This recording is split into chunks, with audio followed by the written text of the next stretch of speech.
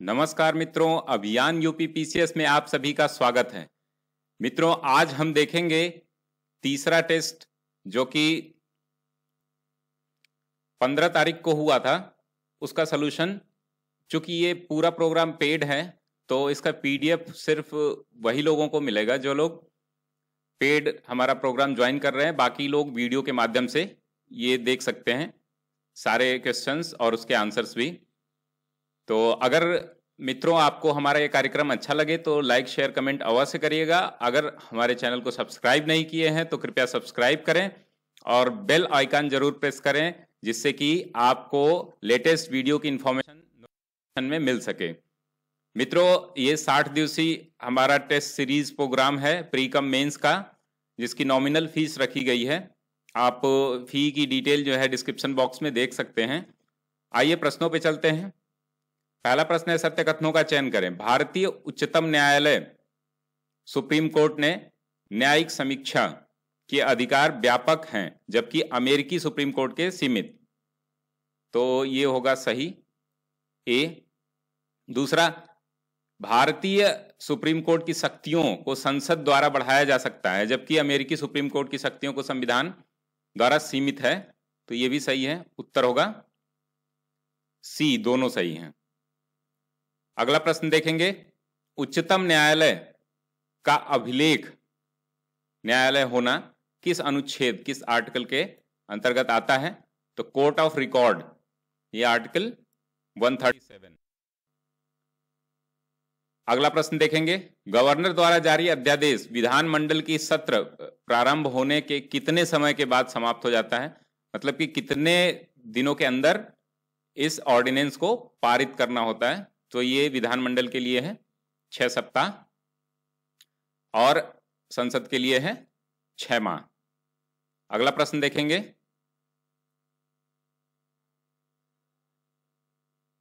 ये 4 से लेकर के 10 तक के जो भी प्रश्न हैं ये कथन कारण के हैं, जिसमें पहला उत्तर होगा ए व आर दोनों सत्य हैं। आर ए का स्पष्टीकरण है।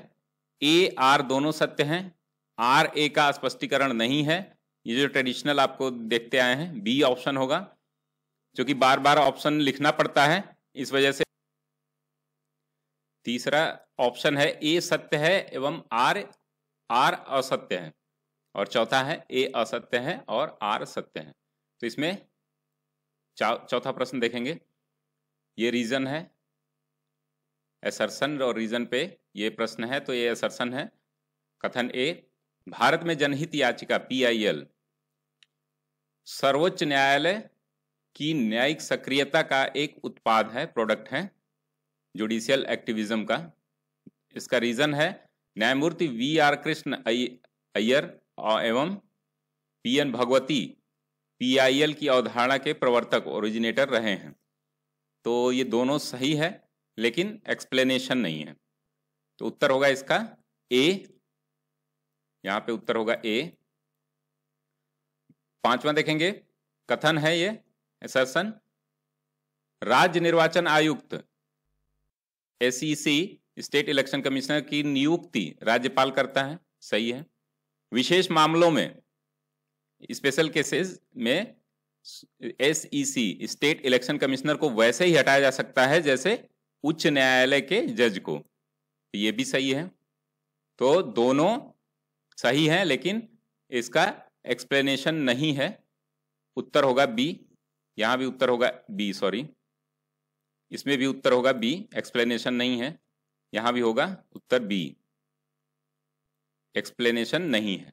अगला प्रश्न देखेंगे, कथन ए, धन विधेयकों मतलब मनी बिल्स को राज्य विधानसभा के गवर्नर की पूर्व सहमति के बाद ही प्रस्तुत किया जा सकता है। सही है। बिना गवर्नर की सहमति के अनुदान की मांग की जा सकती है, ग्रांट डिमांड नहीं की जा सकती। यह उत्तर है। इसका होगा ए सही है, आर गलत है। उत्तर हो जाएगा सी। अगला प्रश्न, कथन ए है, जिला न्यायाधीशों की नियुक्ति, पदस्थापना मतलब कि ट्रांसफर एवं पदोन्नति, प्रमोशन गवर्नर द्वारा हाईकोर्ट के परामर्श से की जाती है। तो उत्तर ये सही है। गवर्नर जिला न्यायाधीश से भिन्न व्यक्ति को न्यायिक सेवा में नियुक्त कर सकता है और इसके लिए उनको किससे, या तो लोक सेवा आयोग या सुप्रीम कोर्ट हाई कोर्ट की अनुमति भी लेनी पड़ती है, सहमति लेनी पड़ती है। तो ये दोनों सही है, उत्तर होगा बी, स्पष्टीकरण नहीं है। कथन ए, भारत के संविधान का भाग 4 जो पार्ट 6 है, भाग 6 जम्मू कश्मीर पर लागू नहीं होता है। तो ये है, और जम्मू कश्मीर राज्य का अपना स्वयं का संविधान है, तो इसका रीजन है, इसी वजह से ये भाग राज्य वाला प्रावधान जो है वहां लागू नहीं होता है। तो उत्तर होगा ए, इसका उत्तर होगा ए। राष्ट्रपति, ये पहला कथन है, राष्ट्रपति को किसी भी क्षेत्र को अनुसूचित क्षेत्र घोषित करने का अधिकार है, सही है। राष्ट्रपति संबंधी राज्य के गवर्नर की सलाह ऐसे क्षेत्रों के नाम को रद्द भी कर सकता है, ये भी सही है, गवर्नर की सलाह पे वो ऐसे क्षेत्रों को रद्द भी कर सकता है। उत्तर होगा बी, हाँ बी होगा इसका। अगला प्रश्न देखेंगे, केंद्र शासित प्रदेश यूनियन टेरिटरीज का प्रशासक एडमिनिस्ट्रेटर राष्ट्रपति का एजेंट होता है, सही है। यूटीज का प्रशासन राष्ट्रपति द्वारा संचालित किया जाता है, इसी वजह से इसी के अंडर में ये काम करते हैं, तो इसका रीजन भी है, तो उत्तर हो जाएगा ए, स्पष्टीकरण भी है। दिल्ली को विशेष राज्य का दर्जा किस संविधान संशोधन के तहत दिया गया था? तो 69वां 69th कॉन्स्टिट्यूशनल अमेंडमेंट, ए उत्तर होगा। दो कथन है, कथनों का सही और गलत का चयन करना है। राष्ट्रीय ध्वज नेशनल फ्लैग 22 जुलाई 1947 को संविधान सभा द्वारा अंगीकृत किया गया, सही है। दूसरा कथन है, नागरिकों द्वारा राष्ट्रीय ध्वज फहराना आर्टिकल 19(1) के अंतर्गत मूल अधिकार है, तो यह भी सही है, उत्तर होगा सी, दोनों कथन सही हैं। मिनी कॉन्स्टिट्यूशन किस संविधान संशोधन को कहा गया? तो यह 42वां संविधान संशोधन है, बी। प्रश्न देखेंगे, नए राज्यों के निर्माण से संबंधित विधेयक साधारण बहुमत द्वारा पारित किया जाता है, सही है। भारत के किसी राज्य क्षेत्र को किसी दूसरे राष्ट्र को सौंपे जाने संबंधित विधेयक संविधान संशोधन विधेयक, बताइएगा कि बांग्लादेश से भारत में, कमेंट बॉक्स में जरूर बताइएगा कि कौन सा संविधान संशोधन विधेयक था जो बांग्लादेश को कुछ भूमि सौंपी गई है। तो उत्तर होगा सी। पूर्वोत्तर परिषद का गठन संसदीय अधिनियम एक्ट 1971, पार्लियामेंट एक्ट 1971 के आधार पर किया गया, सही है। कथन 2 है, हाल ही में गृह मंत्री होम मिनिस्टर को नॉर्थ ईस्ट काउंसिल का अध्यक्ष नियुक्त किया गया, चेयरमैन है, प्रेसिडेंट नहीं होगा, ये चेयरमैन होगा। तो दोनों कथन सत्य हैं, उत्तर होगा सी। अगला प्रश्न देखेंगे, सत्य कथनों का चयन करें। परमादेश जो मैंडेमस बोलते हैं, उच्चतर अधिकारी द्वारा निम्नतर अधिकारी को दिया जाता है, सही है। यह रिट राष्ट्रपति एवं गवर्नर के विरुद्ध नहीं की जा सकती, क्योंकि राज्य में गवर्नर से ऊपर और राष्ट्रपति से ऊपर केंद्र में कोई नहीं है, तो यह भी सही है।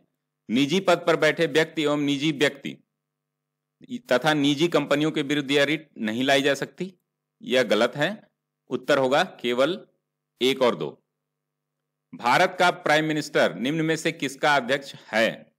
तो नीति आयोग का है, सही है। अंतर्राज्यीय परिषद का भी है, क्षेत्रीय परिषद का नहीं है।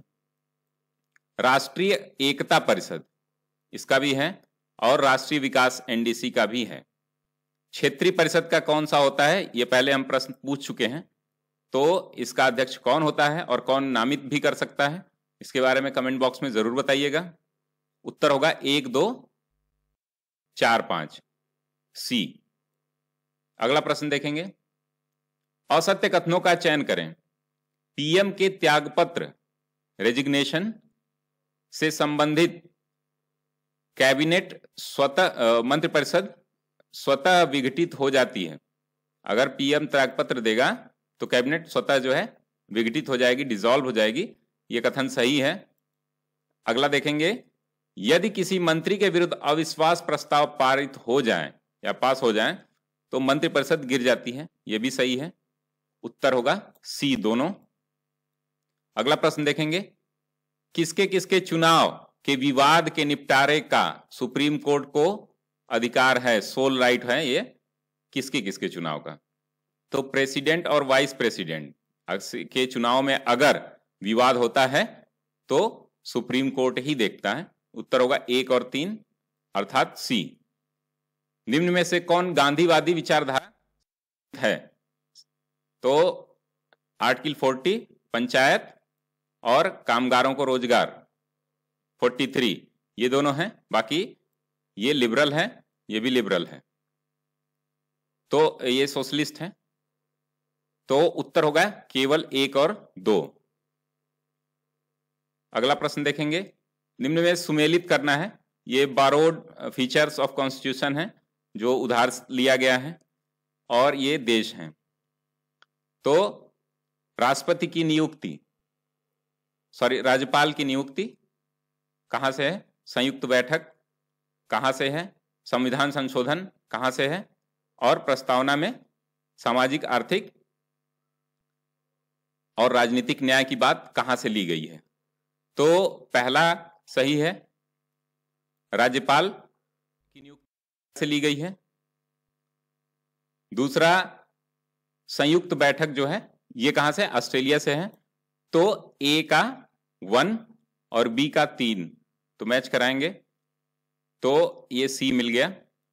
अब सी का 2, संविधान संशोधन कहां से है? दक्षिण अफ्रीका से है। और प्रस्तावना में सामाजिक आर्थिक राजनीतिक न्याय सोवियत संघ से है। तो ये सोशलिस्ट है तो समझ ही जाएंगे आप, ये सोवियत संघ से है।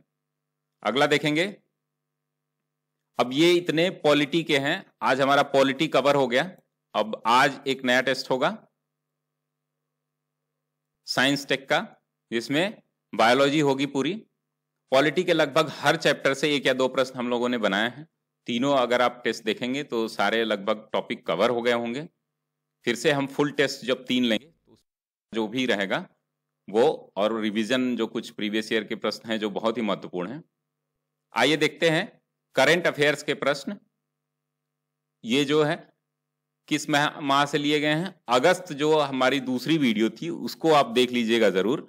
अगस्त दूसरे सप्ताह से ये सारे प्रश्न हैं, 25 से 30 प्रश्न होंगे इसमें। राष्ट्रीय उच्चतर शिक्षा अभियान रूसा के बारे में सत्य कथनों का चयन करें। यह केंद्र सरकार द्वारा प्रायोजित, sponsored by central government scheme है, जिसे 2012 में नहीं 2013 में लॉन्च किया गया था। 2013 2013 में लॉन्च किया गया था, तो पहला कथन गलत है। यह उच्च शिक्षा को बढ़ावा देने के लिए लाई गई, जिसमें वित्तीय हिस्सेदारी 60 और 40 का है, सामान्य राज्यों के लिए, और विशेष राज्यों के लिए 90 और 10 का है। तो उत्तर होगा केवल 2 बी। 18 वर्ष या उससे कम उम्र की बालिकाओं का बलात्कार करने पर फांसी की सजा देने वाले राज्य हैं। तो पहला है राजस्थान और दूसरा है एमपी। तो उत्तर होगा 2 और 3 यानी कि बी। अगला प्रश्न देखेंगे, ट्रेन कैप्टन सर्विस, ये इसके बारे में हमने वीडियो में बताया हुआ है। हाल ही में किन ट्रेनों के लिए शुरू की गई? तो ये राजधानी, शताब्दी और दुरंतो जैसी स्पेशल जो ट्रेनें हैं, जो उन सभी के लिए है। उत्तर होगा डी। आरटीआई एक्ट के बारे में सत्य कथनों का चयन करें। तो इसे 12 अक्टूबर 2005 को लागू किया गया था, सही है। यह अनुच्छेद 21 के अंतर्गत मूल अधिकार है, सही है। अनुच्छेद 19 और 21 को जोड़ करके जब हम पढ़ेंगे तो ये मूल अधिकार होता ही है, तो 21 के अंतर्गत भी है, 19 के अंतर्गत भी है। कोई भी भारतीय नागरिक या एनआरआई इस सेवा का लाभ ले सकता है? नहीं, एनआरआई के लिए ये नहीं है। अभी हाल ही में ये फैसला लिया गया द्वारा, तो इस वजह से ये प्रश्न पूछा गया है, महत्वपूर्ण प्रश्न है। उत्तर होगा केवल 1 और 2, केवल भारतीय नागरिकों के लिए है। डिजिटल नॉर्थ ईस्ट विजन 2020 हाल ही में कहां आयोजित किया गया? ये भुवनेश्वर में आयोजित किया गया है। हाल ही में चर्चा में रहा थुडुकुटी तांबा प्लांट किस राज्य में स्थित है? तो ये तमिलनाडु में है, तांबा का प्लांट है। ये भी विवादित था, विवादित क्यों था आप बताइएगा जरूर। ग्लोबल इनोवेशन इंडेक्स 2018 के बारे में सत्य कथनों का चयन करें। इस सूची को कॉर्नेल विश्वविद्यालय, इनस्टीड एवं विपो वर्ल्ड इंटेलेक्चुअल प्रॉपर्टी ऑर्गेनाइजेशन द्वारा संयुक्त रूप से जारी किया जाता है। सही है। इस वर्ष की theme energising the world with innovation, ये भी सही है। 128 देशों की सूची में भारत का स्थान, अब 18 पूछा है लेकिन 17 में 60वां था, तो ये कथन गलत है, होना चाहिए 57, और 2017 में 60 था, 3 अंकों का सुधार हुआ है। उत्तर होगा केवल 1 और 2। सत्य कथनों का चयन करें। यूनेस्को के world network of biosphere reserve WNBR में शामिल होने वाला 11वां बायोस्फीयर रिजर्व कौन सा है? कंचनजंगा। ये हाल ही में न्यूज में था, आप सभी को याद भी होगा, तो ये सही है। WNBR world network of biosphere reserve में शामिल होने वाला भारत का पहला biosphere reserve gulf of Mannar, ये पहला नहीं है, दूसरा है। पहला नीलगिरी 2000 में शामिल हुआ था, फर्स्ट। और वर्तमान में भारत में कुल 18 बायोस्फीयर रिजर्व हैं, तो ये सही है, ये गलत हो जाएगा। तो 1 और 3 उत्तर हो जाएगा सी। अगला प्रश्न देखेंगे। भारत की पहली ऑल वीमेन स्वैट टीम की किस पुलिस के अंतर्गत बनाई गई? ये दिल्ली पुलिस के अंतर्गत बनाई गई है। इसमें पराक्रम जो वैन है वो एंटी टेरर वैन है, जो कहां पे निगरानी करती है? इंडिया गेट और लाल किला पे, उन्हीं पे ज्यादातर की नियुक्ति हुई है। इसमें मोस्टली जो है 15-16 नॉर्थ ईस्ट की हैं, 36 की संख्या है टोटल। अंतर्राष्ट्रीय युवा दिवस 2018 जो 12 अगस्त को मनाया गया, की थीम थी safe spaces for youth. Safe spaces for youth इसकी थीम थी। निम्न में से किसकी सीमा कैस्पियन सी से लगती है? तो ये महत्वपूर्ण है प्रश्न, चूंकि बार बार मेडिटेरियन पूछ चुका है 2-3 बार, तो अब कैस्पियन सी इस वजह से महत्वपूर्ण है क्योंकि 5 देशों की सीमाएं लगती हैं। तो इसके बारे में विवाद ये था कि ये झील है कि सागर है, तो उस पर कुछ बात बनी है इन लोगों में। तो इसमें ईरान, अजरबैजान और रूस है। इसका एक फार्मूला है, आप याद कर लीजिए,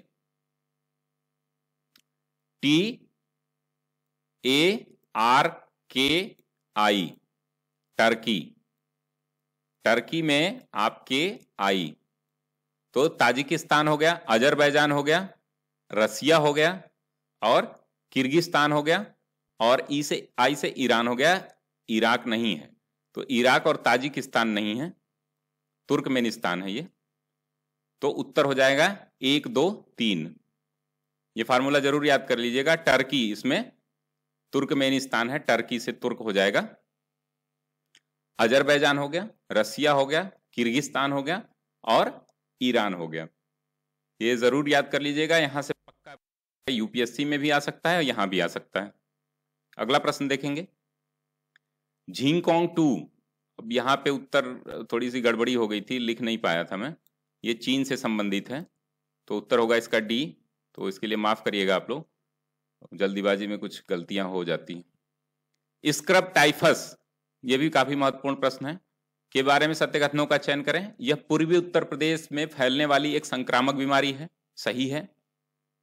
इसका संक्रमण कैसे होता है? ये वायरस जनित नहीं है, ये पैरासाइट जनित है। ये जो कुटकी होते हैं, माइट्स, उनके काटने से फैलती है। और ये पैरासाइट होते हैं, ये फ्लाइज से भी हो सकते हैं, टिक से भी हो सकते हैं, माइट से भी हो सकते हैं। इस पैरासाइट का नाम है ओरेंशिया शुशुगामुशी।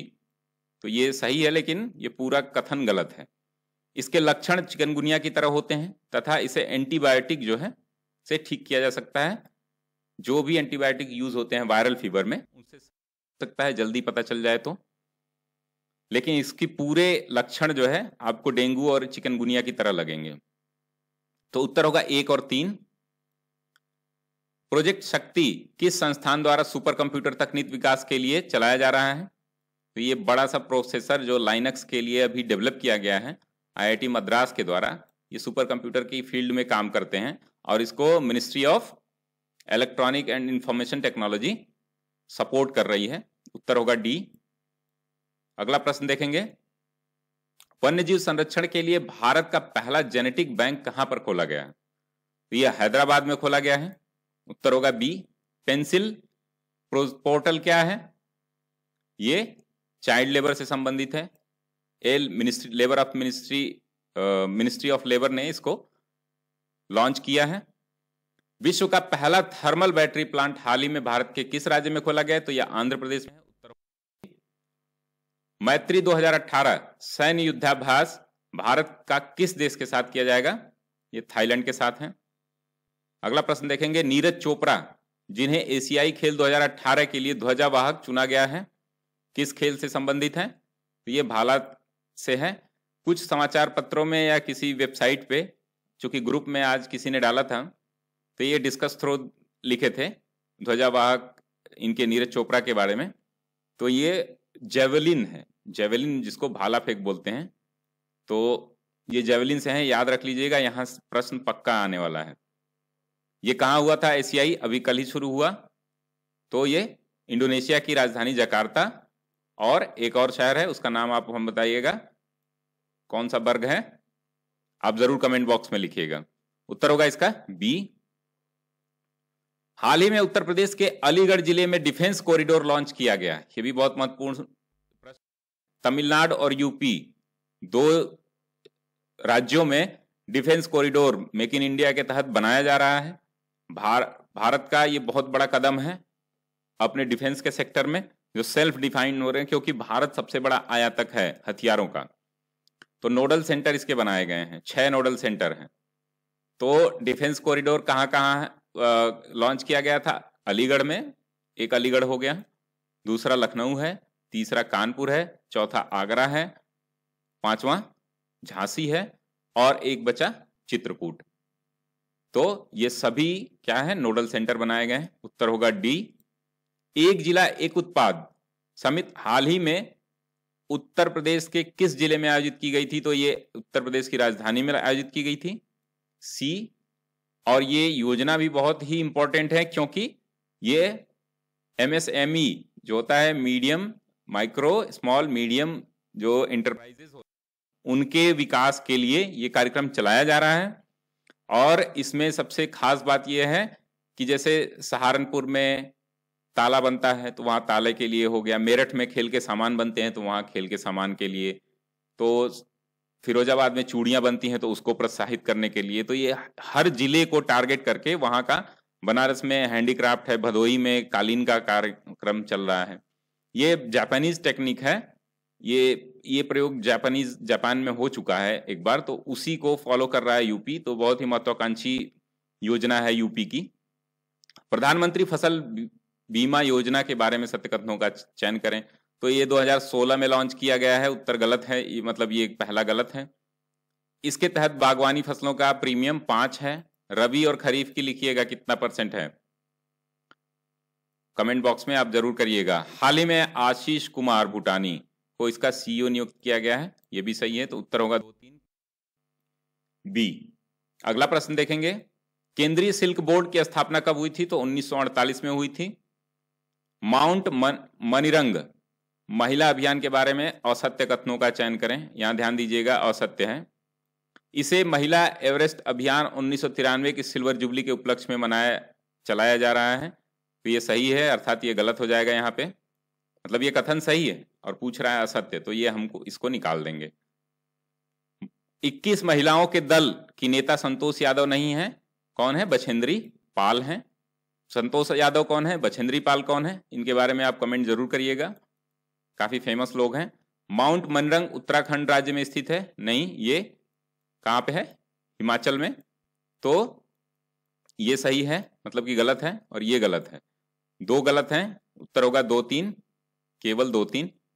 विश्व का पहला हिंदी बोलने वाला रोबोट, इसका नाम है, इसको श्रीवास्तव जी, क्या नाम है उनका?